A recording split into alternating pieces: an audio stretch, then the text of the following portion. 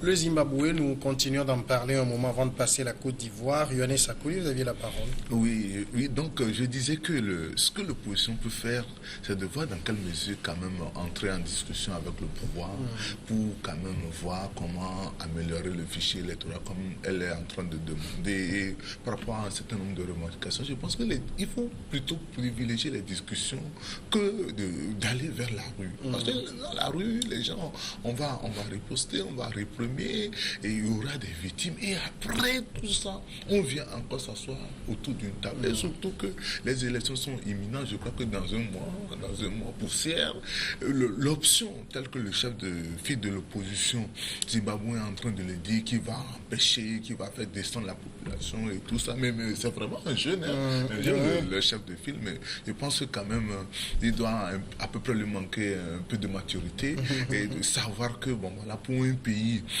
comme le Zimbabwe, dirigé pendant des années par Robert Mugabe, quand même, qui a été quand même prié gentiment de quitter le pouvoir et que les militaires, l'armée est au cœur quand même de la gestion du pays. Je pense que ce n'est pas forcément la rue ou ces menaces-là sur des grandes tribunes qui pourront quand même faire l'affaire. Moi, je pense que pour... En soutenant quand même le renversement de Mugabe, est-ce que les Zimbabwéens n'exigeaient pas une certaine transparence, une clarté dans les processus électoraux? Oui, aujourd'hui, pratiquement aussi bien le Zimbabwe que les autres pays africains, d'accord, il faut que les populations aspirent à plus de transparence dans les processus électoraux. Ça, c'est une évidence, c'est un fait, d'accord. Maintenant, le rôle que l'opposition doit véritablement jouer pour que cela soit une réalité, vous savez, si ce sont des rapports de force, le pouvoir de Emmerson Mnangagwa a quand même intérêt à tout faire, d'accord, pour que quand même pour avoir une certaine crédibilité auprès des bailleurs. Il n'a pas intérêt à organiser une élection assez bâclée parce que quand les élections vont mal tourner, d'accord, toutes les promesses qu'il a faites avant sa prise de pouvoir, et les gens ne pourront pas, les bailleurs ne seront pas prêts à l'accompagner. Donc c'est justement pour ça que je dis que l'option de la rue, d'accord, n'est pas la bonne option. Les gens peuvent s'asseoir, discuter et voir ce qu'il faut faire et aller vers quand même des élections transparentes et apaisées. Oui, mais non, c'est une remarque pour David. Mugabe n'avait pas fini son mandat avant qu'il démissionne. Ouais. Et donc, le délai légal où on doit faire les élections, c'est le président, dans leur constitution, c'est dit que quand le président démissionne ou est tué ou est mort, le président de l'Assemblée nationale dans leur cas, c'est le vice-président. Le vice-président finit le mandat. Donc, l'élection qui était prévue pour Mugabe, c'était justement... cette élection qui est faite. Dès que M. Emmerson est venu, l'opposition devait voir maintenant, bon, on doit faire les élections en juillet. Ça, c'est prévu avec le mandat de Mugabe. Ils n'ont pas fait, ils ont attendu, le monsieur dit, bon, c'est juillet. Deuxièmement, les menaces me rappellent le Kenya. Vous savez que Raila Odinga et Umo Kata se sont fait la guerre. Il y a eu, j'ai noté, 150 morts, 650 blessés. Et après, ils boivent le champagne ensemble. Je crois qu'ils se foutent la gueule des peuples. Ils se sont excusés pour les temps c'est bien beau, c'est bien beau de s'excuser quand il y a 150 morts, 650 morts. On a déjà perdu ici, nous, je crois 15 ou 16 morts. Hein. Demain, si Fogna Singbe, Jean-Pierre Fabre sable le champagne, et les morts, ils viendront boire champagne avec eux. C'est pour ça les manifestations violentes ou les morts gratuites, là, ça me fait très très mal. Au Kenya, vous avez vu, nous avons vu les images ici, nous avons débattu, vous avez vu tout ce que les gens disent, non, le chef de file de l'opposition dit que c'est lui qui est, lui, il a prêté même serment. Et puis après, on les voit en train de s'embrasser et de boire. Ils se foutent de la gueule de tous ceux qui sont morts, de tous ceux, il y a quand même, ça fait à peu près 1000 personnes, hein, les 150 morts, 650 blessés. Ça, c'est le chiffre officiel. Maintenant, il faut que et le pouvoir et l'opposition arrivent quand même à faire des choses sérieuses. C'est ça qui fait mal. Alors, il y a tous ces morts pour rien, tous ces blessés pour rien. Les maisons brûlées, vous avez vu tout ce qui a été brûlé.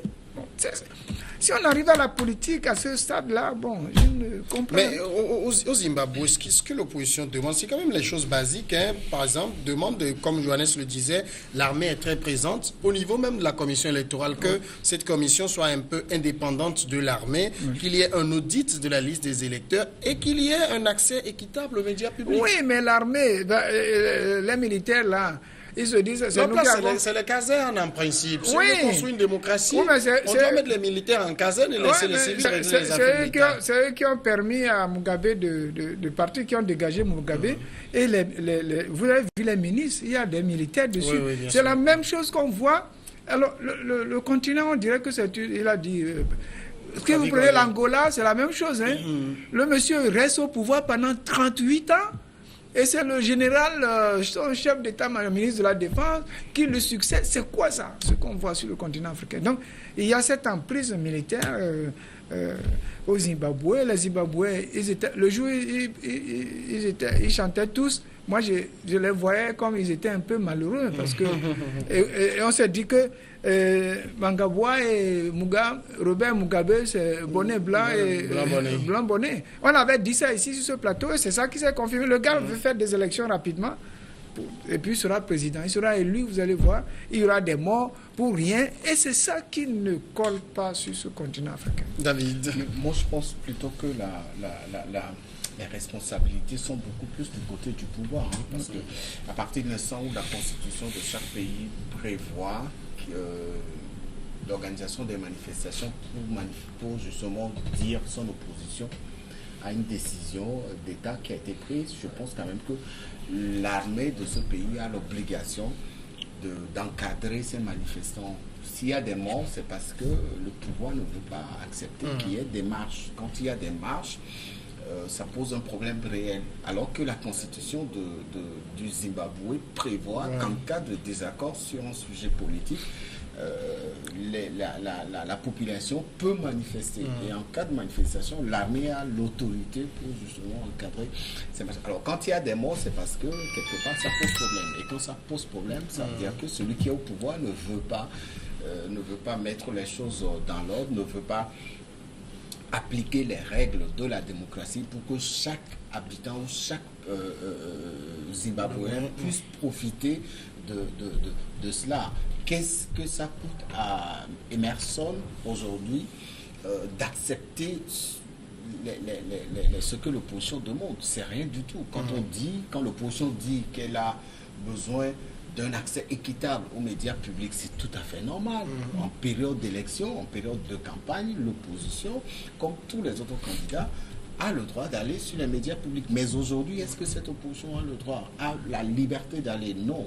Lorsque l'opposition demande que l'armée dégage de la constitution, de la commission électorale, c'est tout à fait normal. Parce que quand l'armée est là, c'est encore Emerson. Je ne vois pas qui est ce président de cette commission qui pourra donner un autre nom que celui de... Et donc tout ça crée justement cette opposition qui cause des morts, qui cause des blessés. À la suite, c'est le peuple qui paye le tribut. Oui, mais moi, ce que j'aimerais quand même ajouter, Emerson, l'actuel président, a quand même hérité de toutes les pratiques de la vieille garde. Ça, c'est une réalité qu'il ne faut pas ignorer. Et ce qu'il fait aujourd'hui, c'est qu'il a vu faire auprès du vieux Bob. D'accord? Donc, je crois que le débat aujourd'hui... Ça veut dire que déjà, il fait presque un an au pouvoir. Est-ce que vous ne voyez pas un changement de méthode entre les deux? Bon, pas tellement. Pas tellement. Pour avoir quand même travaillé avec un régime pendant plus d'une trentaine d'années, d'accord, moins de 40 ans, d'accord, et que vous arrivez au pouvoir, qu'est-ce que vous pourriez faire quand même d'extraordinaire autre que vous avez passé par un demi-siècle à servir. Donc, mais moi, je veux quand même dire que l'opposition zimbabwéenne connaît bien la ZANU-PF. Elle se voit un peu maintenant. Et que, bon, voilà, comme je l'ai dit, que le pouvoir est assis sur l'armée. Donc, je ne pense pas fondamentalement que c'est en reversant les gens dans la rue, parce qu'on va bastonner les gens, on va tuer les gens. Mais non, il faut craindre toujours cela et dire, bon, parce qu'on va les bastonner, on ne va pas déverser les gens. Oui, justement, parce qu'à un moment donné, on va dire, ok, d'accord, ces manifestations-là sont interdites, comme on a vu, on va aborder le cas du Mali tout à l'heure, d'accord, et que, bon, voilà, le pouvoir va utiliser les moyens à sa disposition pour pouvoir quand même encadrer ces manifestations et pourquoi pas peut-être aller au-delà. Donc, c'est dire que on peut toujours privilégier la voie des discussions parce que après ces manifestations, après peut-être ces victimes-là, les gens vont toujours se retrouver autour d'une table. C'est pour ça que je rejoins la position du docteur en disant qu'on peut faire, l'opposition africaine peut faire économie de certaines pratiques. Et en engageant, si vous êtes chef de file de l'opposition, c'est toute une institution. Engager des discussions sérieuses avec le régime, demander à peut-être avoir le chef de l'État, essayer quand même de rencontrer peut-être le gouvernement et autres, et soumettez-leur vos idées et propositions. Dites-leur, il faut que le fichier d'accord soit revu. Et que, bon, voilà, par exemple, on dit au niveau de la commission électorale où il y a les militaires, ou bien le pays où il y a des militaires un peu partout, et afin qu'ensemble, ils puissent trouver, ils puissent arriver à un consensus. Mais je ne pense pas que... Oui. Le problème, c'est qu'au Zimbabwe, comme en Angola, ce sont en réalité des régimes militaires. C'est ça le problème. Et on est coincé. Est-ce que c'est parce que c'est des régimes militaires qu'il ne faut pas mais les régimes militaires, on a changer les choses? Oui, moi, mais vous ne... J'ai l'impression que Yohannes demande à l'opposition d'aller commander ses droits. Non, mais... ne doit pas aller commander vous avez les régimes... Si c'est sous un régime militaire, j'estime quand même que l'opposition a ses droits. Et ces droits doivent lui être... L'opposition a ses droits, mais vous avez un rapport... ne sont pas respectés, ça veut dire que celui qui est au pouvoir ne veut pas ouvrir... Est-ce que M. Mangaboua, même quelqu'un qui... Est-ce que les militaires considèrent vraiment M. Emerson? C'est ça la grande question. Un régime militaire, les militaires sont là, il faut ce qui leur passe par la tête, et puis après c'est ça. Donc le gars, même Emerson, pourquoi il prend un ministre, tous ces militaires dans son gouvernement? Oui. Alors, pourquoi il prend, toi, tu es civil, tu arrives au pouvoir, Mugabe a régné dans une catastrophe, tu arrives au pouvoir et il prend, ce n'est pas de sa volonté, hein, on lui a imposé. Monsieur Mangaboua, là, vous prenez celui-ci, ce général, ce ancien, non, on vous dégage, on vous balaye. C'est ça le problème, malheureusement. Mais au final, ça veut dire qu'on n'est pas en vraie démocratie. Qu'est-ce qui se passe aujourd'hui au Zimbabwe?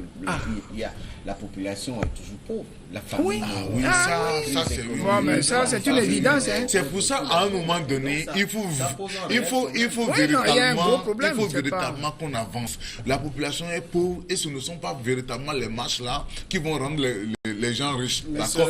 Plutôt au contraire, oui, justement, la marche c'est un droit constitutionnel, mais ça plombe davantage l'économie. Donc mieux, parce qu'après toutes ces marches là, les gens iront encore discuter. On peut faire économie, David. On peut faire économie de tout ça. On peut faire économie de tout ça et aller à la table de discussion. Est-ce qu'il y a une volonté de la part du pouvoir? L'opposition aussi, si vous êtes chef de file de l'opposition aussi peut demander, d'accord, à rencontrer le chef de l'État, d'accord, et à engager des discussions avec lui. Mais ça, c'est possible. Et c'est pourquoi l'actuel gouvernement n'ouvre pas ces démarches-là? Pourquoi il ne manifeste pas sa volonté? C'est ce qui explique la sortie de l'opposition. Si depuis l'arrivée de Emerson au pouvoir, moi je me rappelle, ses premiers discours étaient des discours porteurs d'espoir. Aujourd'hui, moi j'y ai pas cru. Moi j'y ai pas cru. Emerson ne porte plus l'espoir. Oui, j'y ai pas cru. Parce qu'on a senti qu'il veut s'accrocher au pouvoir, il veut organiser des élections qui vont être truquées. Non, mais David, le monsieur est arrivé, à peine un an, il veut s'accrocher au pouvoir, il veut organiser si ce qu'il dit là, moi, quand Emerson est venu, moi, j'ai pas cru tout ce qu'il a raconté comme discours. Il a menti au peuple, ça c'est vrai. Il a menti au peuple. Il n'était pas libre. Il a menti au peuple. Il n'était pas libre de ces mouvements. Il a dit. Le peuple zimbabwéen aujourd'hui mérite que ses dirigeants lui montrent tout mais Mugabe a passé 38 ans à mentir, à l'appauvrir. Mais David, parle comme s'il vient de naître. Un an, on sent les mêmes David, vous savez, il y a un principe.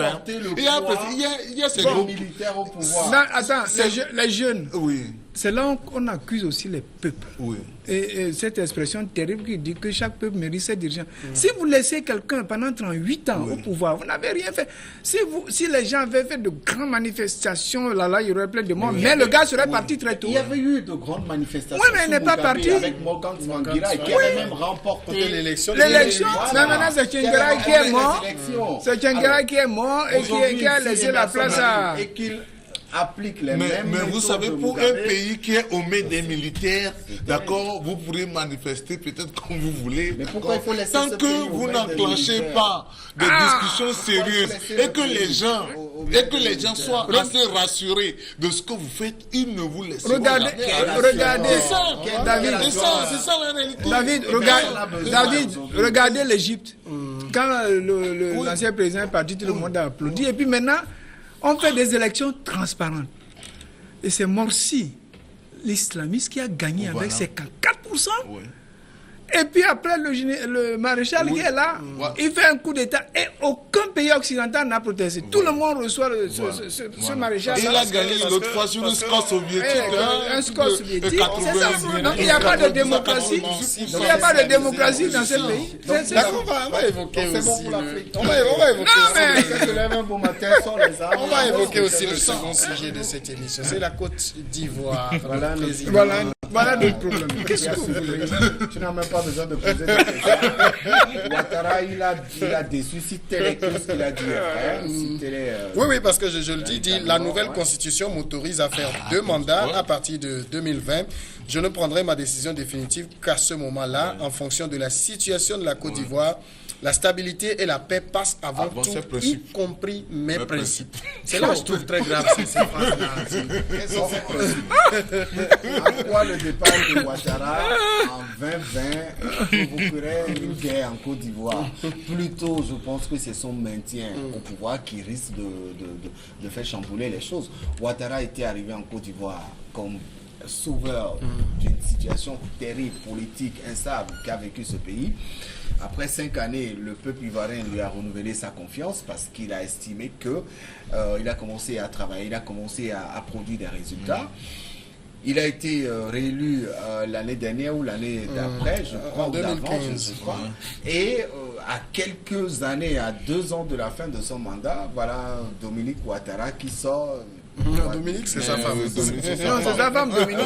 Voilà, Alassane qui sort de nulle part et qui tient un discours comme ça. C'est quand même assez tragique. C'est terrible que en Afrique, nos dirigeants n'ont pas encore compris que quand vous avez fait votre temps, il faut partir. Il ne faut pas attendre que les choses vous échappent. Le seul exemple qui a fait bousculer le monde dernièrement, c'était la décision de Zidane de quitter le Real de Madrid. Du Real de Madrid. C'est beau à voir. Quand vous entendez des choses comme ça, ça fait vraiment plaisir. Mais que Ouattara, j'estime que ce discours, c'est parce que beaucoup d'analystes estiment que ce discours est prononcé contre ses adversaires et contre le problème de la succession dans son camp. Voilà, dans son camp. Mais j'estime quand même que ce président, au risque de ne pas partir, au risque de partir comme l'autre, Gbagbo, ne va pas s'entêter à revenir en fait. Oui, mais le problème c'est quoi? Bon, pour Zidane, je vous arrête tout de suite parce que on a proposé à Zidane un salaire de 2,7 fois supérieur à ce qu'il gagne maintenant. Donc, non, il n'a pas encore de clause. Il n'a pas choisi. Il n'a pas choisi. Mais une pause d'1 an. Oui, mais c'est ce que les gens lui ont proposé des salaires 3 fois supérieurs. Donc, son départ, ça ne me dit rien. Mais il a pris la meilleure des décisions. Oui, mais si c'est parce qu'on a proposé un salaire 3 fois plus élevé qui s'en va, c'est du football. Gérer un club et gérer un pays, c'est deux choses différentes. Deuxièmement, vous avez dit pour Alassane Ouattara, il fait jouer tout simplement le problème de la rétroactivité des lois constitutionnelles. Il se dit que la constitution qui a été votée il ne peut pas faire une rétro-chose. Donc il dit, c'est à partir de maintenant que la Constitution est votée, donc je peux encore faire 2 mandats. Et alors qu'il est vieux, bon, il paraît qu'il avait fait quand même des problèmes de santé, il est malade, tout ça, et il est malade. Donc je suis d'accord avec David, normalement il doit préparer. Puisqu'ils ne veulent pas préparer déjà, ils devaient préparer quelqu'un pour le remplacer à la tête de la Côte d'Ivoire en 2020. Et maintenant, il nous dit que... Mais lui, ce n'est pas des présidentiables qui manquent, c'est la guerre de succession. Il y a Guillaume Soro, il y a Bakayoko, il y a... Mais il n'a qu'à préparer quelqu'un de son clan qui peut le remplacer valablement. C'est ce que tout le monde Donc, il y a Bédier aussi qui s'agit de... Mais moi, ce que moi je pense... Vieux, Ouattara est vieux. De janvier. C'est là où il faut des jeunes de 39 ans comme Macron. En janvier, il a quand même dit avec ses 75 ans, quand même, il va quand même passer la main et tout ça. Et maintenant, dans cette là, il évoque la stabilité de la Côte d'Ivoire. On a l'impression qu'il se confond un peu à la Côte d'Ivoire. Oui, bon voilà, quand il dit bon voilà que la nouvelle constitution, d'accord, ne l'empêche pas quand même de ne pas continuer. Et qu'au moment venu, il avisera. Je pense que c'est un homme politique quand même qui a prononcé, c'est-à-dire qui a quand même laissé un message. C'est un ballon d'essai. Oui, c'est un ballon d'essai. Moi, je pense que c'est un ballon d'essai. Je pense que ce sera trop tôt de jeter de l'anathème sur Ado. Le fait même de le dire. Oui, déjà, vous savez, tu as évoqué tout à l'heure. Sur ce même continent, il y a un président qui demande à ce qu'il y a 3 jeunes qui vont en prison pour avoir demandé au président de faire un 3e mandat. En fait, avec la nouvelle constitution, il peut encore faire 2 mandats. Ça, ce sont les faits. Oui, mais là, dans ce cas, on serait dans un système à la Idriss Déby où chaque fois que le mandat est en train de finir, on change de constitution pour dire il peut encore faire 2 mandats. Mais il dit, au moment venu, il avisera. Donc on a encore 2 ans devant nous. D'accord?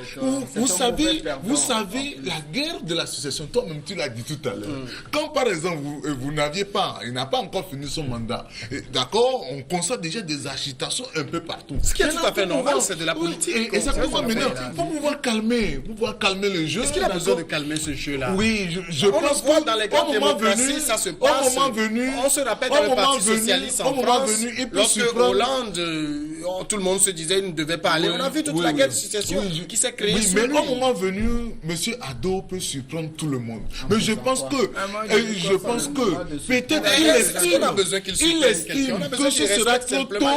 Il estime que ce sera trop tôt, je pense, à toute analyse, que ce sera trop tôt de dire que, ok, d'accord, je ne vais plus représenter, et que toute la bataille qui peut avoir... Si Ado voulait vraiment partir après 2020, il avait tout son temps pour nous préparer sa succession. Ce n'est pas les présidents qui manquent dans le temps de et qui dit qu'il ne prépare pas ça. Qu'est-ce qu'il a fait? Qui est le dauphin? Non, c'est parce que, vous savez pourquoi... On ne connaît pas. On a encore 2 ans. On a encore 2 ans. Il ne faut pas attendre 2 ans. Non, parce qu'il parle d'instabilité politique. Il parle de maintien de la paix dans son pays.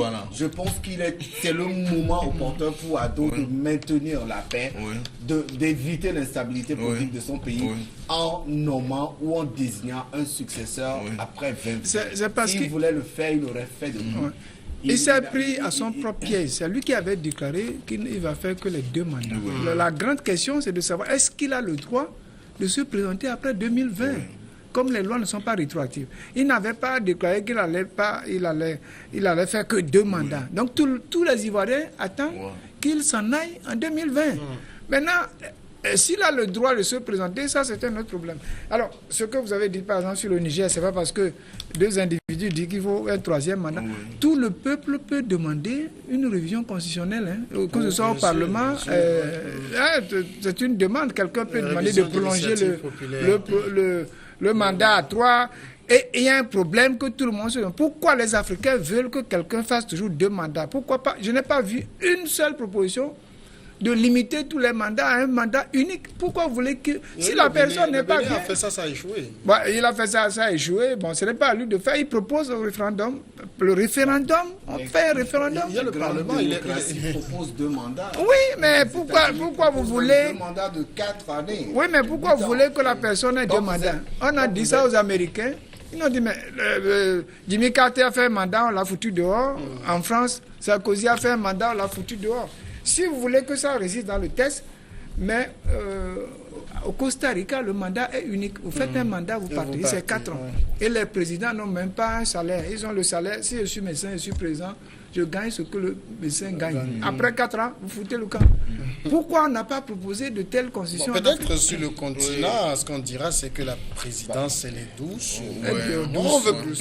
On veut tirer un peu la boîte. C'est l'âge qui me fait mal. Ouattara qui parle de maintien de la paix. Oh non, ça c'est Qu'est-ce qui a des causé histoires. la guerre en Côte d'Ivoire? C'est parce que Gbagbo voulait se maintenir. Voilà, après, et donc, c'est pas lui qui amène la paix en Côte d'Ivoire. On va regarder le journal et puis on revient après sur un autre sujet.